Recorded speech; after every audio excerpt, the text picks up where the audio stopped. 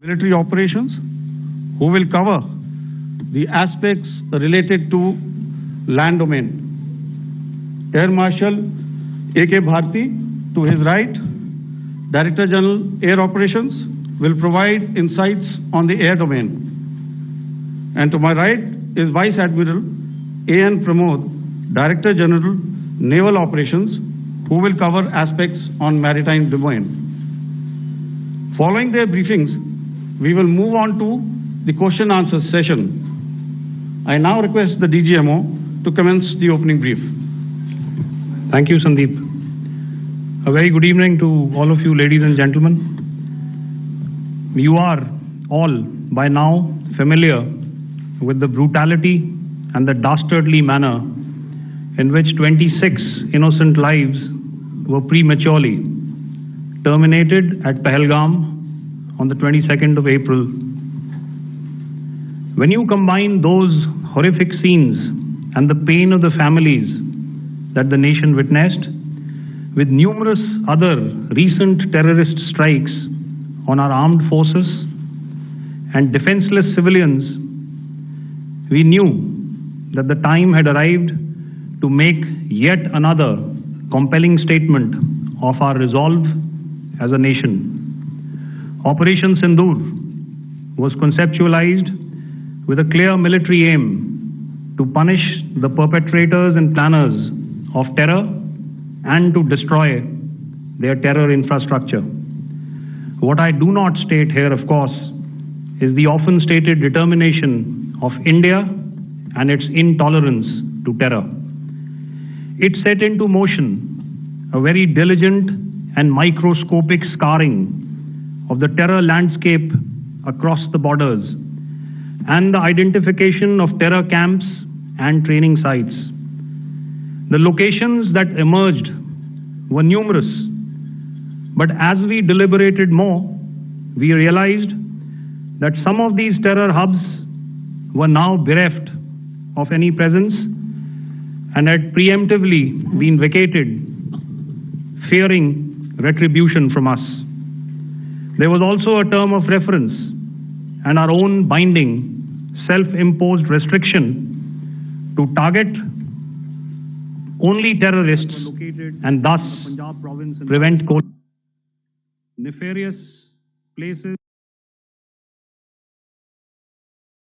such as Muridke, the hub center of the Lashkar-e-Taiba, has over the years bred infamous characters such as Ajmal Kasab and the likes of David Headley.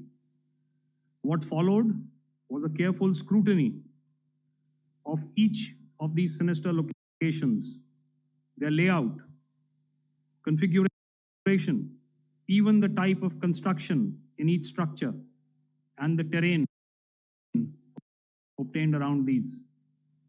This was with an obvious intent to deduce their layout, the configuration, even the type of construction in each structure, and the terrain obtained around these. This was with an obvious intent to deduce and identify the exact vector that was required for their neutralization, as also the eyes in the sky that we would send up to ensure that we brought back evidence that we had indeed targeted what we set out to.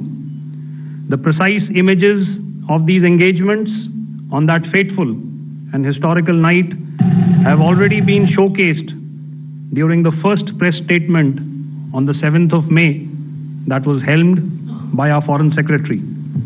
I have no doubt in my mind that we achieved total surprise, and those strikes across those 9 terror hubs left more than 100 terrorists killed, including high-value targets such as Yusuf Azhar, Abdul Malik Rauf, and Mudassir Ahmed that were involved in the hijack of IC-814 and the Pulwama blast. The line of control was also violated soon after by Pakistan, and the erratic and rattled response of our enemy was apparent from the number of civilians inhabited villages and religious sites such as Gurudwaras that were unfortunately hit by them, leading to a sad loss of lives. The Indian Air Force played a major part in these strikes by engaging some of these camps, and the Indian Navy provided wherewithal in terms of precision munitions.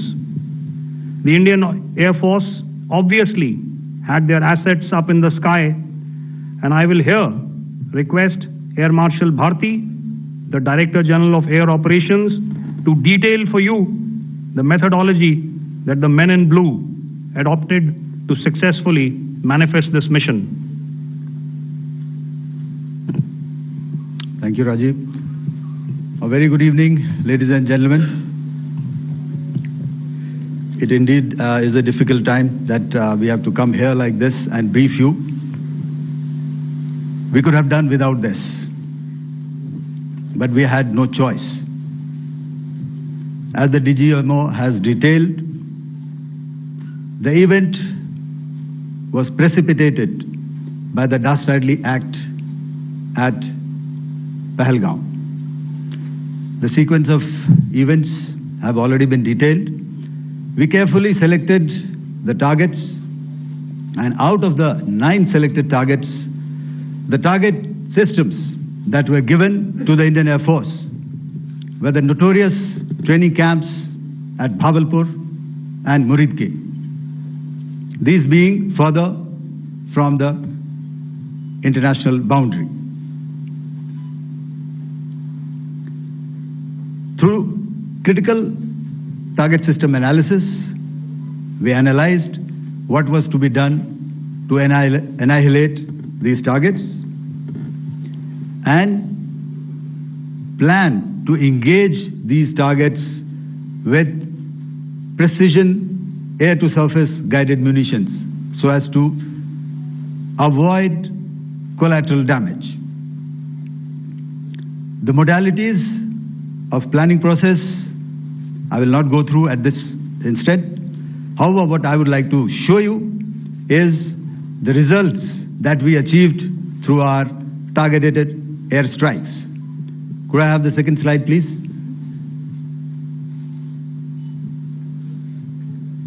Yeah, change, please.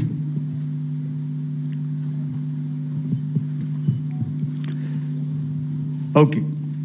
This is what the terror infra at Muridke looks like. If you see, north is as indicated, and to the right is east, where the international boundary lies. Could we have the next slide, please?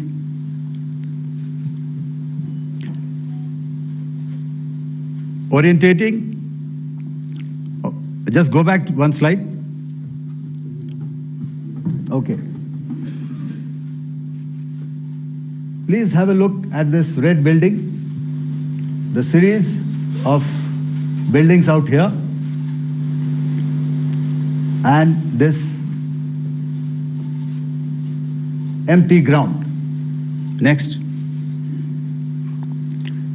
If you relate, the empty ground is here, and you see this is the first weapon that is impacting. This is the impact point number 1 on Muridke training camp with our precision guided weapons on early morning 7th.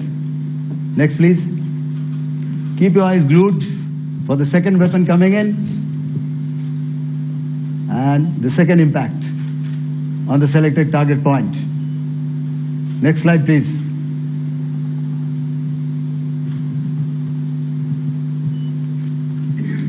Third weapon, third impact. Continue. And fourth weapon, fourth impact. So through these targeted and precision targeting, we addressed the target at Muridke, which was the terrain infrastructure. Can you hear me? All right. Okay, I'll come closer to the mic. Now we go to the next target, which is the Bhavalpur training camp. Next slide, please. Okay, just wait. So the effect, if you see, the impact point. If I can point out, this is the impact point. The ammunition has gone through the roof and it has created a blast inside, the photographs of which you would have, all of you would have seen. And the red building, after that there was this double-story building. It has been completely decimated by precision targeting. Next, please. The target system, which was in the north, a series of buildings. I'll show you how it looked. Next. Completely destroyed by our precision targeting. Next. Now coming to Bhavalpur, this is the target complex that we are dealing with, a fairly large target complex. So we had to carefully choose the points that we needed to address, which were high value and which would meet our stated objectives of eliminating the terrorists.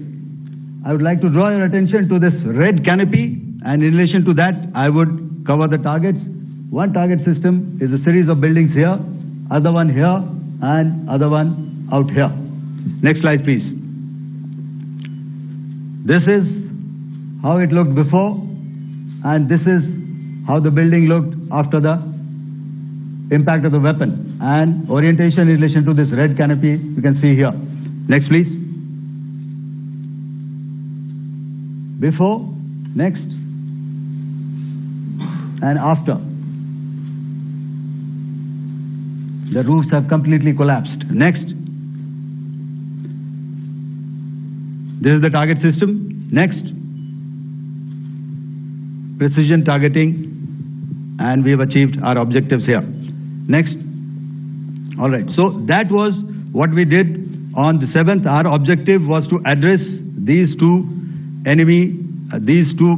terrorist camps, and that we did with precision. And thereafter, we maintained a robust air defense posture, because remember, our objective was to target the terrorists and terrorist infrastructure, not any other infrastructure, not the Pakistani military, not the Pakistani any other infrastructure. So that is what we have maintained on the 7th of May.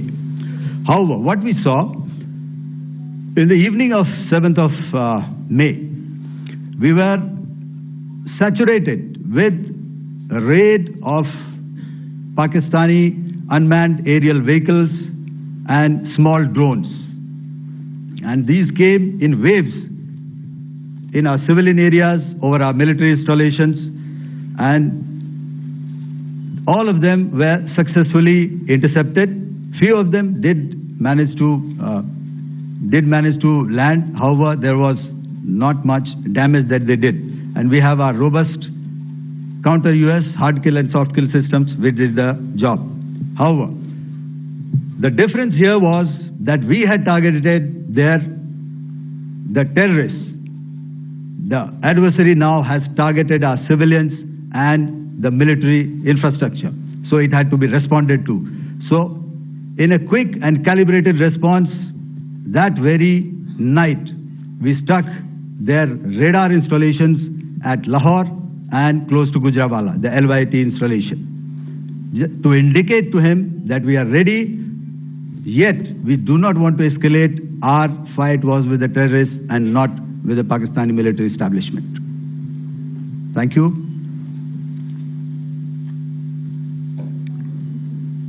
Thank you, Air Marshal Bharti. So, ladies and gentlemen, he's outlined operations not only on the night of 6th and 7th of May, when Operation SINDOOR commenced, but also on the subsequent night. Being well aware and familiar with the congenital and impulsive nature of our adversary, and even though we did attempt to reach out and communicate our compulsions to strike at the heart of terror to my counterpart in the immediate wake of Operation SINDOOR, the request was brusquely turned down, with an intimation that a severe response was inevitable and in the offing. We were, of course, prepared operations on the 7th and the 8th, Air Marshal Bharti spoken about. On the night of 8th and 9th of May, they flew drones and aircrafts into our airspace all across the borders and made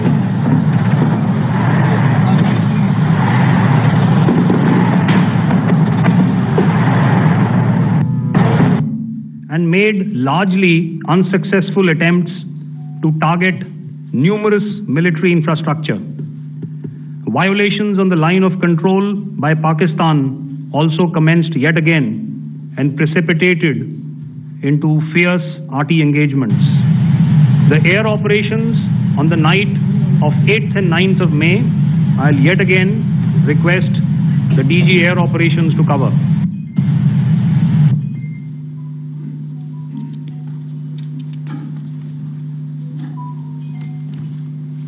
So I just covered what happened on the night of 7th and 8th.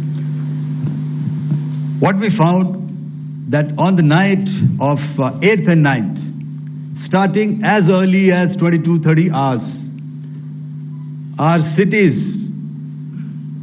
had a mass raid of drones, unmanned aerial vehicles, UCAVs, starting right from Srinagar, going down right up to Nalia. It was a mass raid in waves, and it was relentless. However, we were prepared, and our air defense preparedness ensured that there is no damage on ground or to any of the intended targets that the enemy might have planned for. The difference between 7th night and 8th night was that on 7th night, he sent in his Jihad class of UAVs, however, these UAVs can go some distance, they are armed.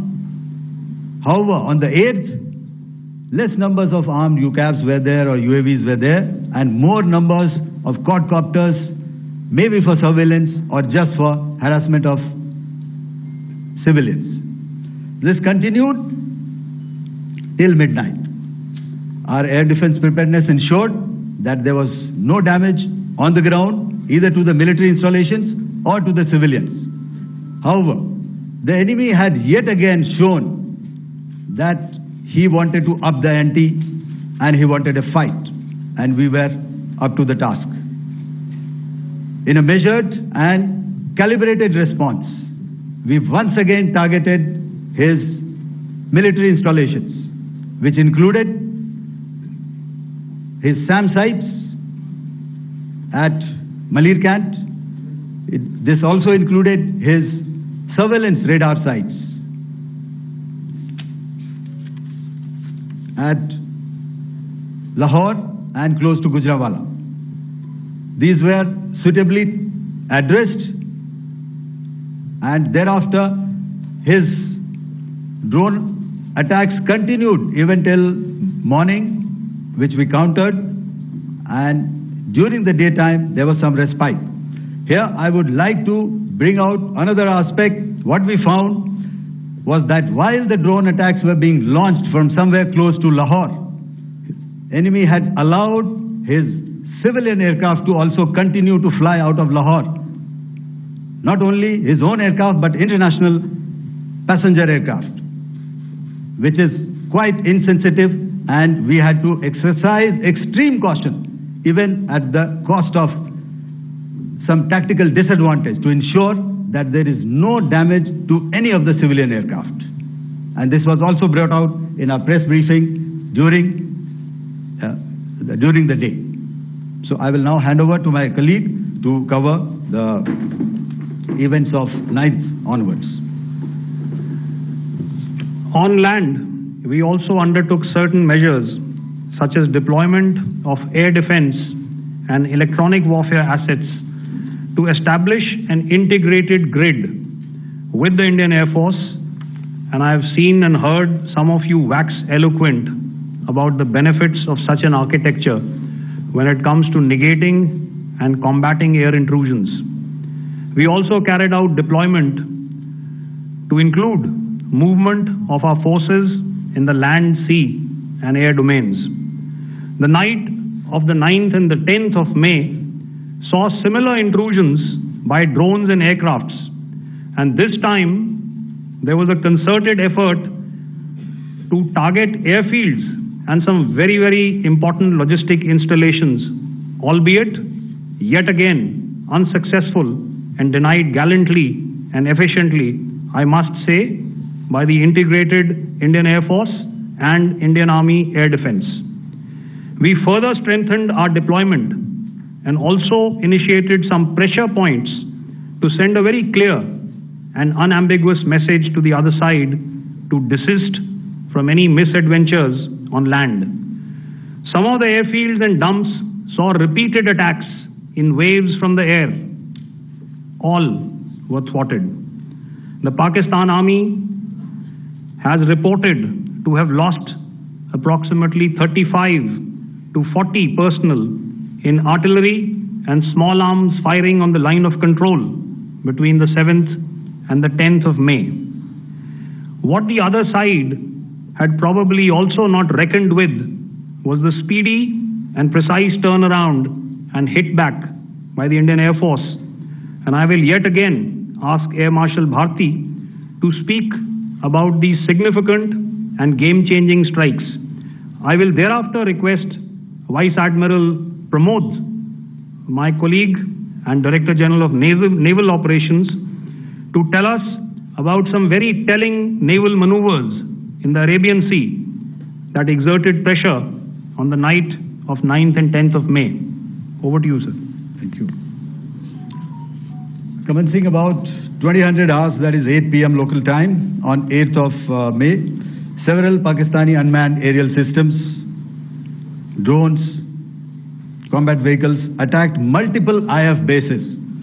These included Jammu, Udhampur, Pathankot, Amritsar, Bhatinda, Nal, Dalhousie, Thois, Jaisalmer, Uttarlai, Falodi, Nalia.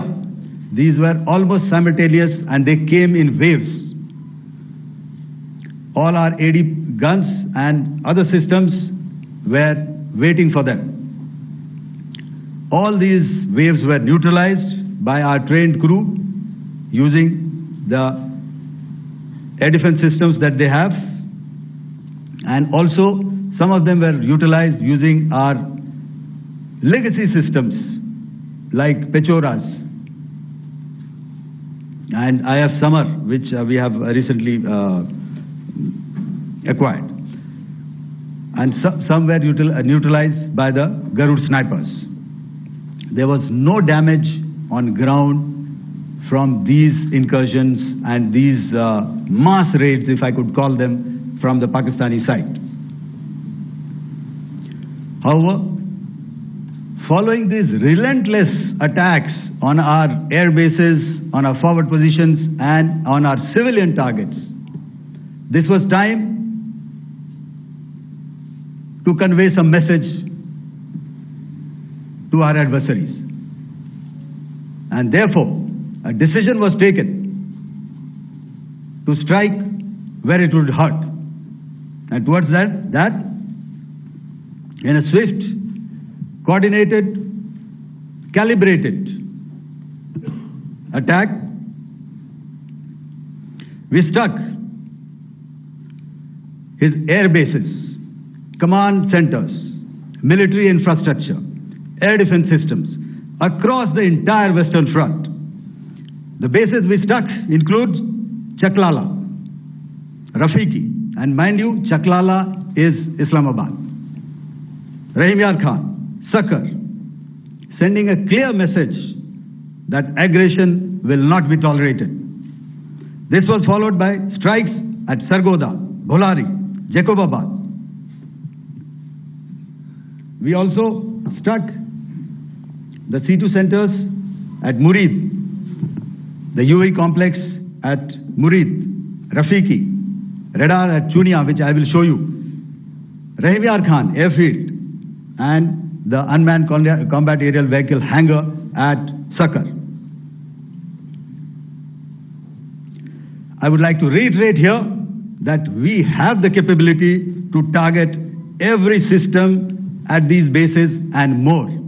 However, it was only a measured response to instill good wisdom to our adversary to refrain from further escalation.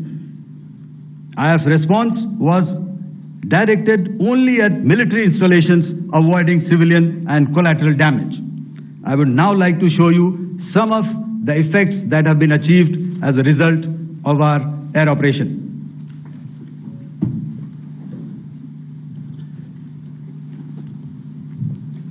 Here is the Pasrur air defense system, if you could see. Zoomed up view, this is the radar mounted on a high tower. And after the strike,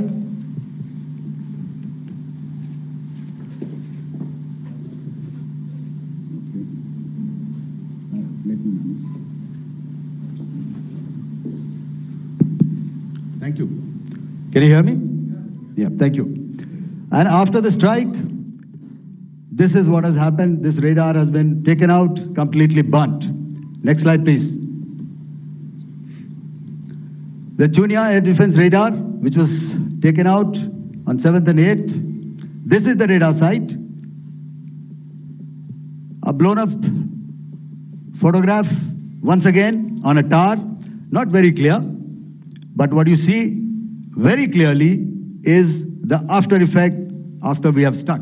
The radar head has been completely decapitated. Next slide, please. Arifwala air defense radar. In this complex, you see how it looked before, blown up image, and after really blown up. Next. Now coming to Sargodha airfield. Remember, this is one of their important airfields wherein they have a lot of assets, F-16s, other assets which they keep getting, training institutes.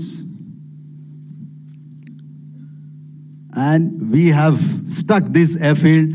It is not, if you zoom in here, then one impact point here on the runway and second impact point of our weapon, precision weapon on the runway. And if you see this blown up, repairing going on. Same here. Next. Raimiar Khan. This is the area we have struck. A deep strike out here and one complex here. So this is how it looked before, and same, you see a big crater, another crater here, and this complex after strike neutralized. Next. Chaklala airfield, Noor Khan, once again a major air base, a lot of their logistic assets out here. This was the chosen complex that we intended to strike and convey a message. Next slide, please. This is how it looked before, and this is how it looked after our strike. Next. Sakar. We chose the radar site at Sakar. This is the radar site, and after it was struck, this is the aftermath, completely burnt out. Next, please. Aircraft shelter. This is how it looked before the strike, and this is how it looked after the strike. The roof of the buildings completely caved in and burnt. Next. Bolari airfield, aircraft hangar. This is how it looked before, and this is how it looked after the precision strike. Next. Jacobabad, aircraft hangar, and this is how it looked after. Next. So what I'm trying to convey here, ladies and gentlemen, is to start with, our fight was neither with the Pakistani military nor with anybody else who's there on the other side. Our fight was with the terrorists. We neutralized the terrorists that we selected to be neutralized, and thereafter we only maintained the air defense posture. However, we were relentlessly pounded by waves after waves, night after night, by his UCAVs, by his drones, and by his other unmanned aerial systems. and that left us with no choice but to retaliate, and yet our retaliation was calibrated, it was graduated, and it was proportionate. Thank you.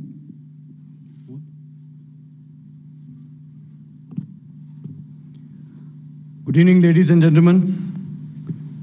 In the aftermath of the cowardly attacks on innocent tourists at Pahalgam in Jammu and Kashmir by Pakistani-sponsored terrorists on 22nd April, the Indian Navy's Carrier Battle Group, Surface Forces, submarines and aviation assets were immediately deployed at sea with full combat readiness in concert with the Joint Operation Plan of the Indian Defence Forces. You may be aware that we tested and refined tactics and procedures at sea during multiple weapon firings in the Arabian Sea within 96 hours of the terrorist attack. The aim was to revalidate our crew, armament, equipment, and platform readiness to deliver various ordnance on selected targets precisely.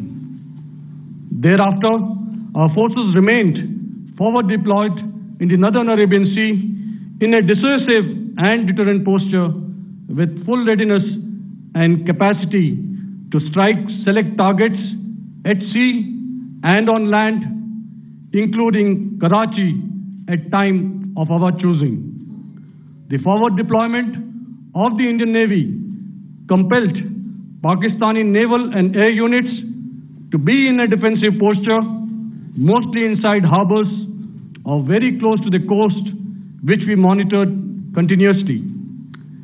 The Indian Navy maintained seamless maritime domain awareness throughout the duration and was entirely aware of the location and movement of Pakistani units. In effect, we had and continue to have good battle space transparency using our maritime domain awareness grid. As you are aware, our response has been measured, proportionate, non-escalatory, and responsible from day one. Accordingly, the calibrated approach considered all options, including the ability of the Indian Navy for offensive action from and at sea. As part of this escalation control mechanism, the application of force by the Navy was planned in a synchronized manner in coordination with the Army and Air Force, the highlight being teams from the three services working closely in an integrated manner. Along with the kinetic actions by the Indian Army and Indian Air Force, the overwhelming operational edge of Indian Navy at sea contributed towards Pakistan's urgent request for a ceasefire yesterday. As we speak, Indian Navy remains deployed at sea in a credible deterrent posture to respond decisively to any inimical action by Pakistan or Pakistan-based terrorists. Thank you. Samno Varna, Jai Hind. Now I'll hand over to Director General Military Operations for further proceedings. Ladies and gentlemen, on the 10th of May, in the morning, even as we were getting into a huddle to wargame the events of the previous night, a routine exercise, I received a message on hotline from my counterpart in Pakistan seeking my willingness to communicate. Since our initial aim was to strike at terror camps, and all our actions in the subsequent days were in response to the intrusions and violations by the Pakistan Air Force and its army, it was decided that I would indeed speak with my counterpart. You're already aware, I've seen it being covered on national television, that my communication with the Pak DGMO was conducted at 15:35 hours yesterday and resulted in cessation of cross-border firing and air intrusions by either side with effect from 1700 hours, 10th of May, after he proposed that we cease hostilities. We also decided to further speak on the 12th of May, that's tomorrow, at 1200 hours to discuss the modalities that would enable the longevity of this understanding. However, disappointingly, and must I add,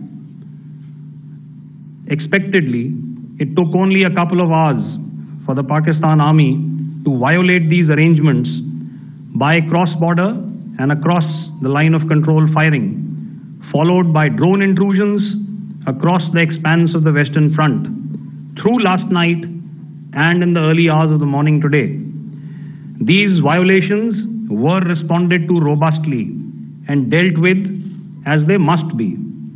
We have earlier today sent another hotline message to my counterpart highlighting these violations of the understanding between the DGMOs on the 10th of May and our firm and clear intent to respond to these fiercely and punitively, if repeated tonight, subsequently, or later. In this regard, I must inform all of you that the Chief of Army Staff has earlier today conducted a security review and has granted full authority to our Army commanders for counter-actions in the kinetic domain in case of any violation by Pakistan.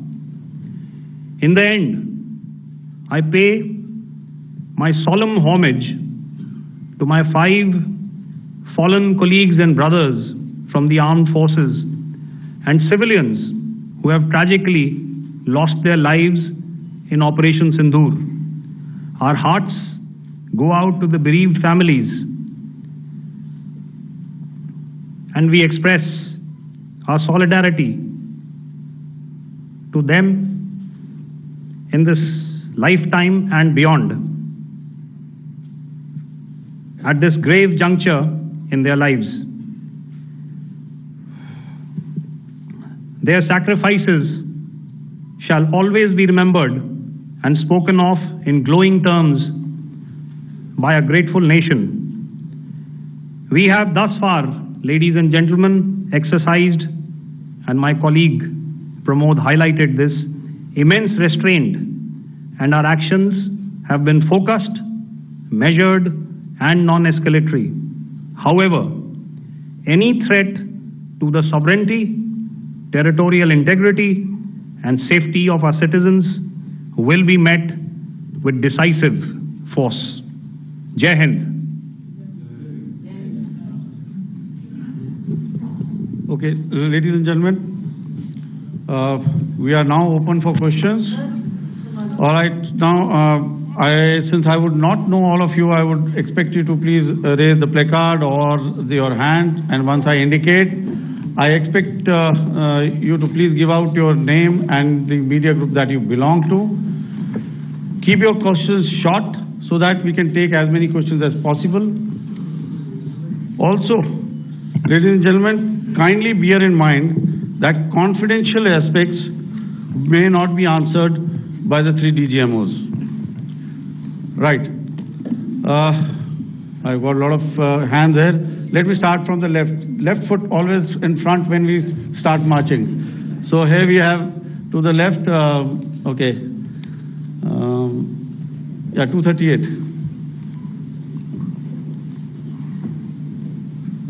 Hello. So this is Manas Pratimugyan from PTI, Press Trust of India. So the understanding that was reached yesterday on stopping the military operations and actions, was it for just 3 days? And what would be the cost escalation if there is violation of this understanding by the Pakistani side? And my subsequent question would be that we have a kind of ceasefire agreement with Pakistan that was finalized in 2003. So will there be some kind of similarities in frameworks between the two kind of understandings, 2003 ceasefire agreement and the current understanding on stopping military operations? And again, what are the costs that will be incurring on Pakistan if Pakistan again resorts to this kind of terrorist activities, because we have made it very clear that the cost will be very high. So I would like to have your thoughts on it. Okay, so I'll answer the latter part of the question first. I also want to add that while the initial ceasefire agreement, as you correctly pointed out, is of the 2003 vintage, but I must remind you that in 2021, in the month of February, and this was then when the crisis in eastern Ladakh was also on, the two DGMOs had spoken and arrived at a ceasefire understanding that lasted right up until this unfortunate attack at Pahalgam. Once our Foreign Secretary had announced the decisions of the CCS in the immediate wake of that attack, he had announced certain measures, and then of course Pakistan had in turn made its own announcements. Since then, there have been certain violations of this ceasefire understanding, and of course after the 7th of May, like I pointed out during my statement, that there have been numerous violations on the line of control especially, and of course along the international boundary by the Pakistan Army and the Pakistan Air Force. This understanding that we spoke about yesterday, no, it was not for 3 days. It was first to stop aggressive and hostile activities immediately, let that order and direction settle down for about 36 hours, and thereafter discuss modalities, like I said, to ensure its longevity. That is tomorrow on the 12th of May. But unfortunately, we had a violation starting at approximately 1900 hours last night, and we've sent a communique, like I said, to the Pakistan Military Operations Directorate, and we will await as to what happens tonight. All right. The cost escalation, I'll leave it to your best imagination. I've already said that the response will be fierce and punitive.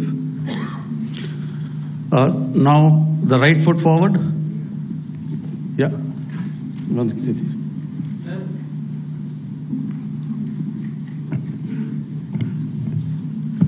Sir, I am Ajit Dubey from ANI, sir. Sir, my question is that you talked about the loss of lives to the Pakistan Army, that was around 35 to 40 kills secured by the Indian Army. Sir, can you tell us what would be the total loss of life to the Pakistan Army in both Army and Air Force attacks, sir? And how good was the performance of the BrahMos, Scalp and the S-400 during the operations? And sir, since we have just one line, no multiple questions, please. Sir. All right. And since sir, we have achieved such a spectacular, we have made good achievements in this entire operation, can we say that we have emerged victorious, or we have a big upper hand over the Pakistanis in this entire conflict? Thank you very much, sir. So I'll answer the question about the loss of lives on the other side. Of course, there are various means to ascertain that number. There is information from various agencies that come in. There are, of course, on the line of control, other ways to find out as to what has been the effect of what you are doing there in ceasefire violations. So therefore, I mentioned 35 to 40 on the line of control, and please remember that once Operation Sindoor was launched, the responses of the Pakistan Army were also on Indian Army or the Indian Armed Forces infrastructure. Let me put it that way. So that's why I did not cover casualties of the Pakistan Army, at least in the initial phases of battle, because those were not our targets.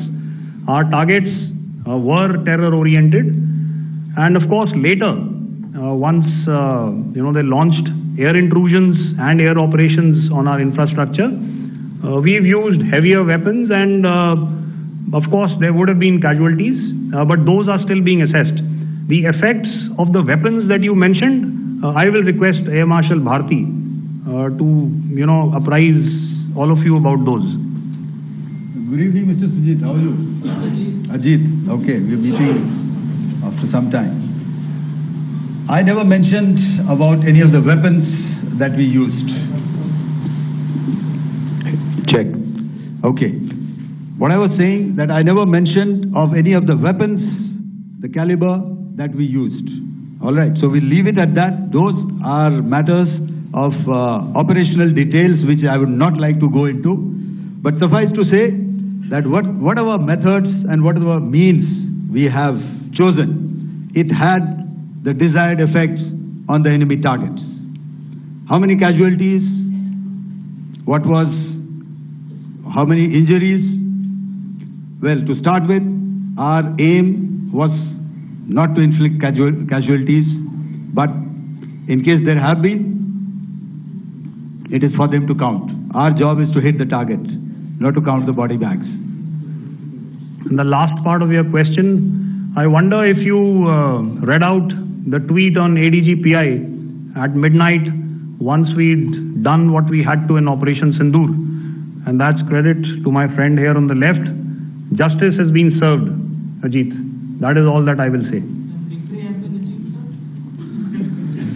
Ajit, I'll request you to, refrain putting words into his mouth. All right. I'll come back to the left. 147. Sorry, 47. No, one more. 47. Did I see it here or? Good evening, gentlemen. Sorry, 147. I saw it there. Sorry. Yeah. Since I've already said 147. Start, please. Hi, sir. Good evening. This is Shivam Patel from Reuters News Agency. Thank you for giving me the opportunity. My question, sir, is how many military targets did Indian Armed Forces strike in Pakistan in response to the attacks from Pakistan? How were these targets selected? And how many troop casualties have been there in total on both sides, if you can give details? Thank you. I'm sorry, where are you? I haven't spotted his to the right. Okay. Can you just repeat that for me, please? Sure, sir. So my name is Shivam Patel. I'm from Reuters News Agency. My question is, how many military targets in total did the Indian Armed Forces strike in Pakistan in response to the attack from Pakistan? How were these targets selected? And how many troop casualties have been there on both sides, if you can? So you're speaking of the targets that I mentioned in the wake of the attack at Pahalgam, right? Military targets, after who response? Yeah, I think it's amply clear to everybody here that the Pakistan army has not crossed the international boundary, neither in the plain sector nor on the line of control.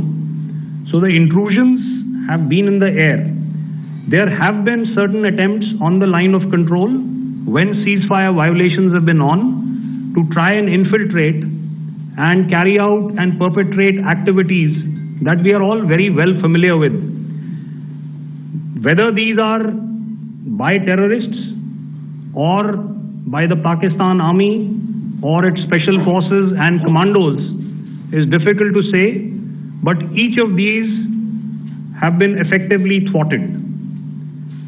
So therefore, as far as engagements of military targets on the other side is concerned, I thought Air Marshal Bharti covered those very well and in detail, and he also mentioned as to how they went about targeting those. I think those images were very clear and very, very graphic in telling us as to what we needed to hit. And you'll remember right at the outset I said that we even went into what was the construction in each of these locations and therefore decided on the vector that had to be utilized. Please.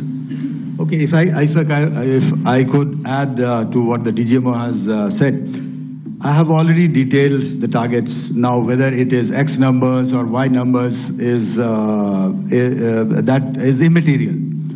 And what damage have we inflicted? You have seen. What are the casualties on the other side? As I said, that is for them to count. As as far as we are concerned, from the air defense side, if they had a choice, they would have definitely come in. They are fighters, there are more numbers of UCAVs. It is not that they did not intend to come in. It is only that our robust AD posture prevented them from coming in. So that must be known, and that must be realized by all the audience here. Yeah, I'll come to the left now, 24.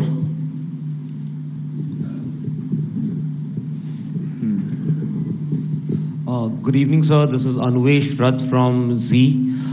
Sir, I wanted to know on the first briefing, which was done by FS and two representatives from Air Force and Army, you showed a list where there was 21 places in that list. You have stuck 9. Are more operations going to be held? Is Operation Sindoor still on? And the second question, thank you, sir. Thank you so much. And also, I want to congratulate all three of you for a fantastic operation that you guys have done. Thank you so much. Thank you so much for that one question. Yeah. Sir, the question. Unfortunately, Rath, is that your name? I'm sorry. You know, as far as operational details are concerned, I am not in a position to share those right now. But I think I'll take a cue from Pramod. You know, he said towards the end that the Indian Navy is still in a posture that is deterrent. And I have already made it very clear towards the end of what I said that it's only a couple of hours ago that the Chief of Army Staff has carried out a security review, and he's authorized our Army commanders to deal with violations of any kind from across the borders in a manner that they deem fit. So again, to reiterate, the response will be fierce and it will be punitive.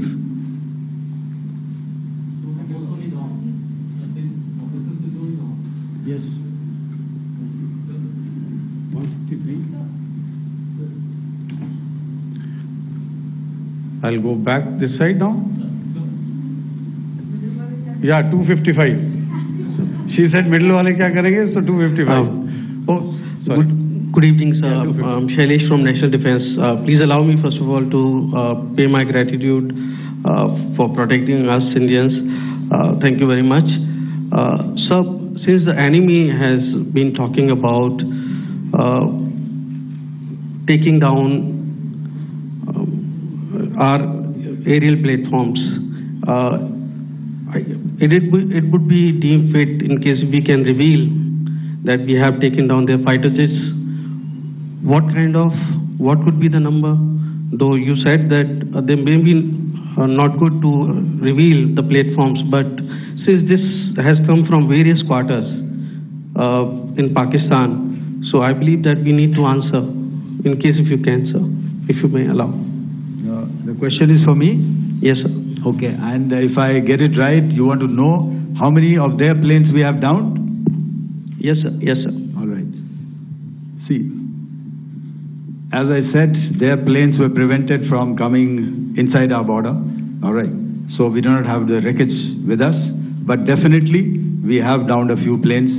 Numbers, we would not like to hazard a guess out here. Okay. I have the numbers. Okay, and we are getting into the technical details of it to establish it. So I would not like to put a figure at this time, but definitely there are losses from their side which we have inflicted. Were they? Please don't ask. Were they fourth generation plus, sir? No. See, you're putting words into my mouth. Why do you say fourth generation? Let us make it high tech. Thank you so much. All right.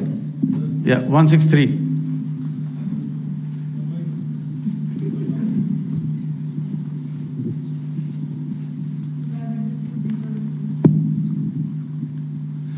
सो मैं मंजीत नेगी हूँ आज तक से। मेरा सवाल ये है कि इस पूरे ऑपरेशन में जो आतंकी ठिकानों को निशाना बनाया गया, क्या नंबर्स कुछ बता सकते हैं कितने आतंकी मारे गए? कुछ नाम सरकार मतलब कुछ नाम मीडिया में आए भी हैं जो बड़े उसके मास्टरमाइंड थे।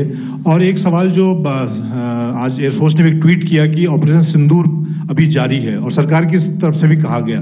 और पिछली बार जब विदेश मंत्रालय की प्रेस कॉन्फ्रेंस पहली हुई थी उसमें वो लिस्ट दिखाई गई थी कि 21 टेरर कैंप आइडेंटिफाई किए गए हैं। तो क्या जो बाकी बचे हुए टेरर कैंप उन पर भी कार्रवाई होगी, और एक नंबर अगर आप बता पाएं कितने टेररिस्ट मारे गए? Sir, before you answer, sir, before you.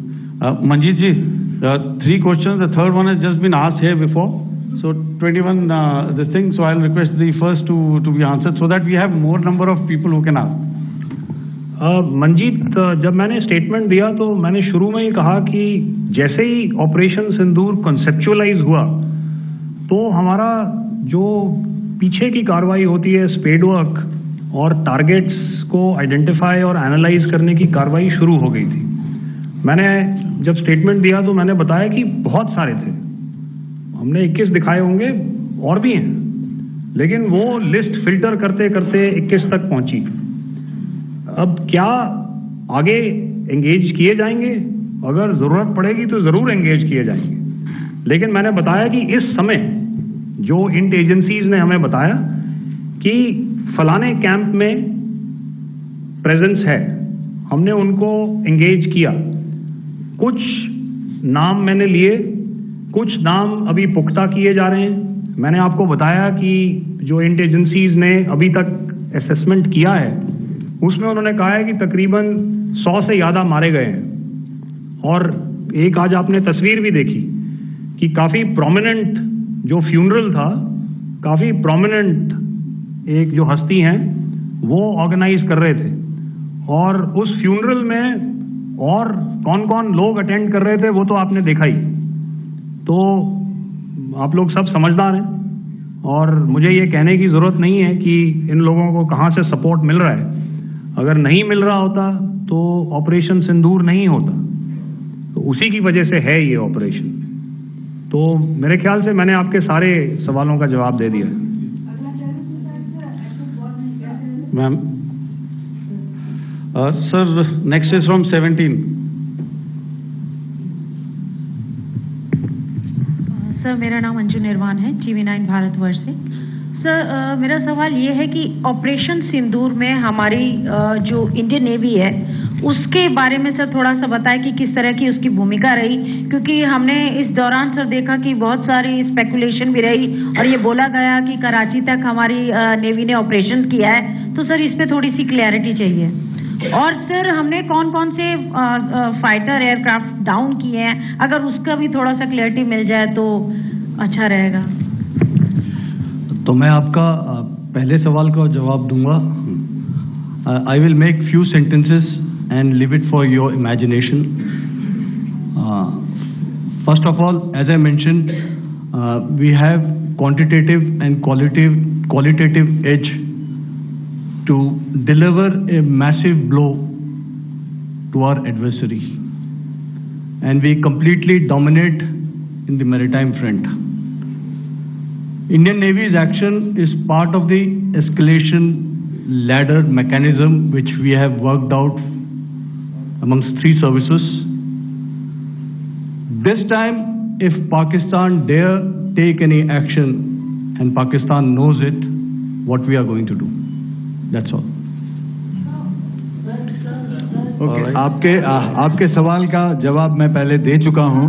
आपके सवाल का जवाब मैं पहले दे चुका हूं, इसलिए मैं बस उस तक ही सीमित रखूंगा और इतना कहना चाहूंगा कि आने वाले दिनों में आपको खुद ही पता चल जाएगा, और ऐसी बातें छुपी नहीं रहती हैं, तो पता चल जाएगा। So at this time we'll just let it be. Okay, ladies and gentlemen, we have 1 or 2 more questions, sir. So please, they are going to be outside. You can speak to them there also. 104.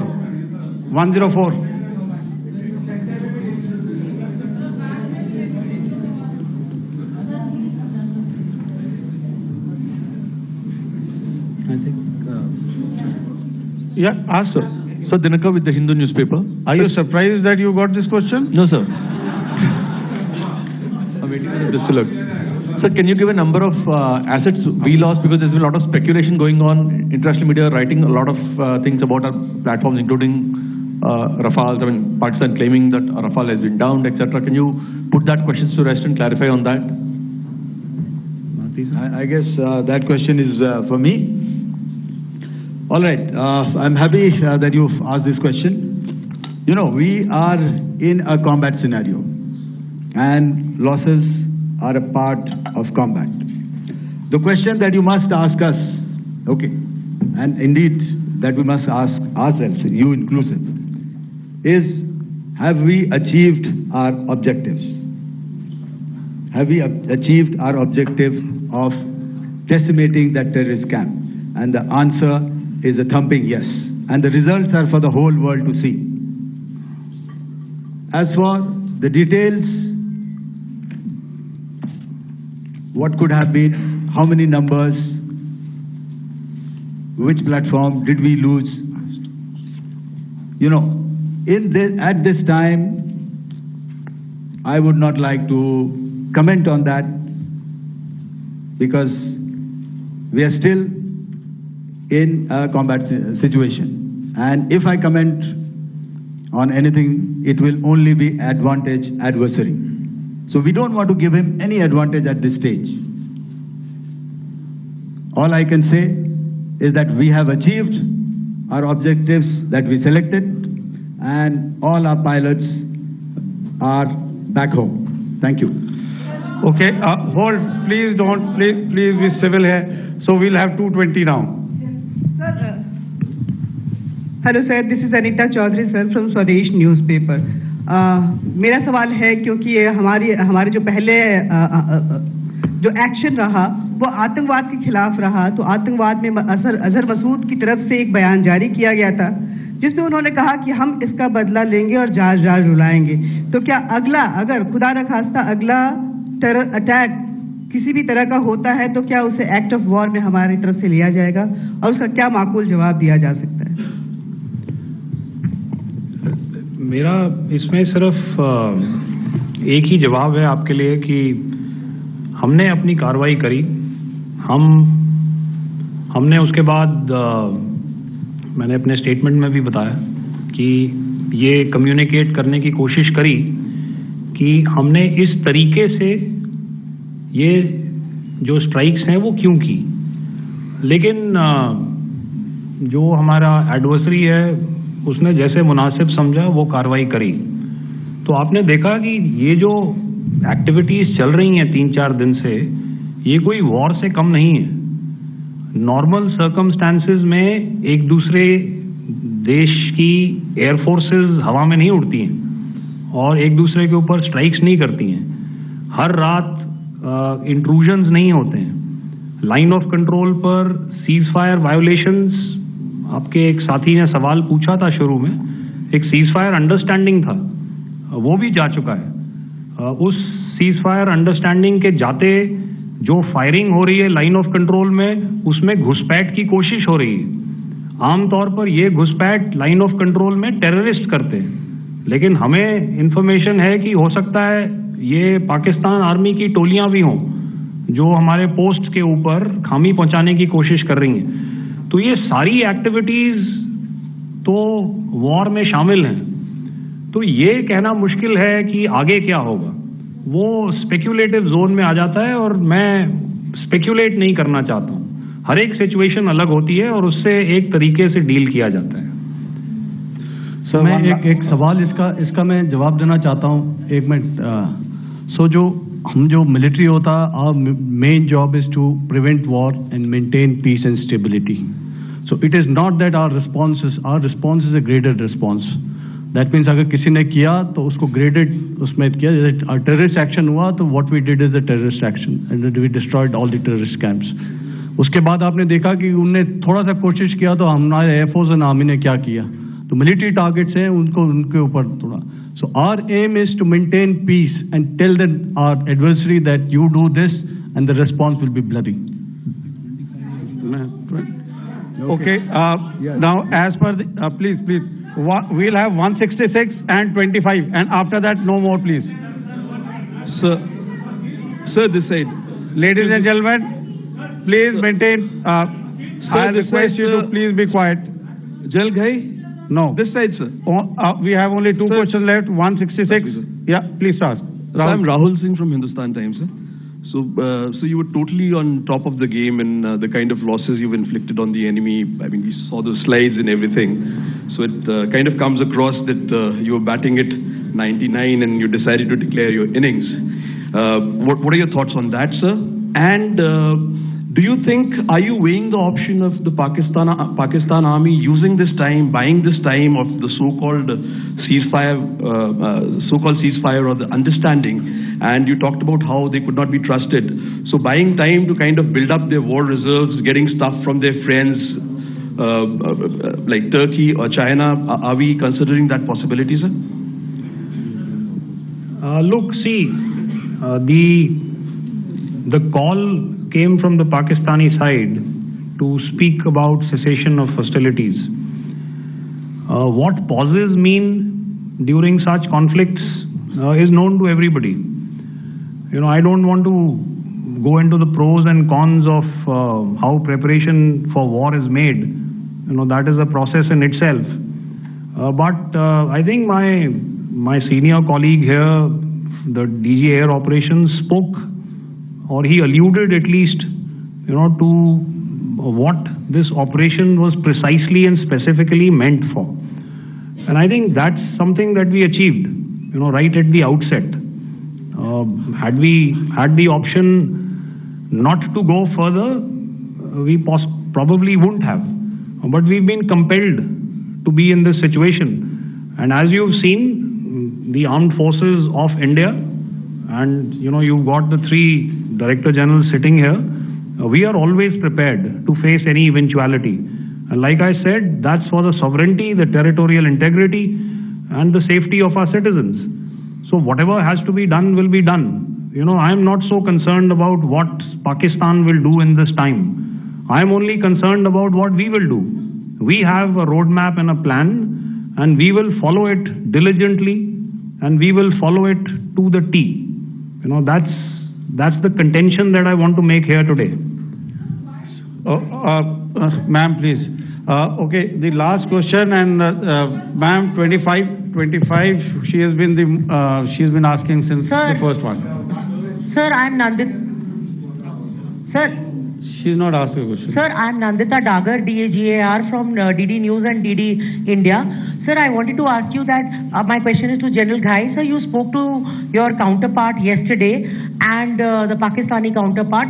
Sir, what is the Indian Army's assessment that despite that agreement, that talk that you had, despite that agreement coming into effect at 1700 hours yesterday, why did they violate it? And number two, yesterday at the Joint Defense Ministry and Foreign Ministry briefing, Wing Commander Vyomika Singh and Colonel Sophia Qureshi had told us that we have cited the Pakistani troops amassing at the borders and at the LOC. Sir, has that situation changed? Have they withdrawn?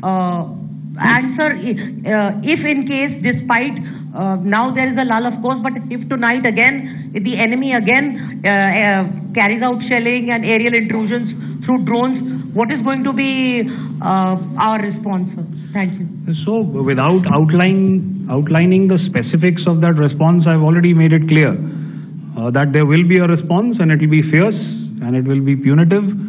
Why the Pakistan Army chose the option of violating the understanding that was arrived at earlier yesterday, I think that's a question that we best answered by the Pakistan DGMO. I wouldn't be able to, give you that.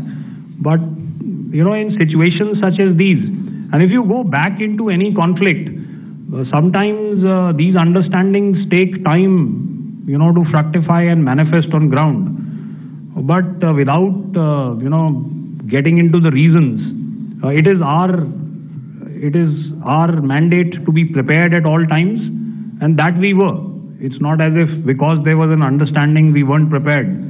I must tell you that the armed forces were on a very, very high alert, and they continue to be in that state even as we speak. All right. Ladies and gentlemen, please, ma'am, please. Okay, thank you so much for coming today. Those who have missed asking a question, those who have missed, see, I knew I'll grab this attention from you like this. Those who have missed the opportunity to ask a question can give me a written one. I'll definitely get back to you with that. And also, they are they are invited for a cup of tea in my office day after tomorrow. Thank you, ladies and gentlemen.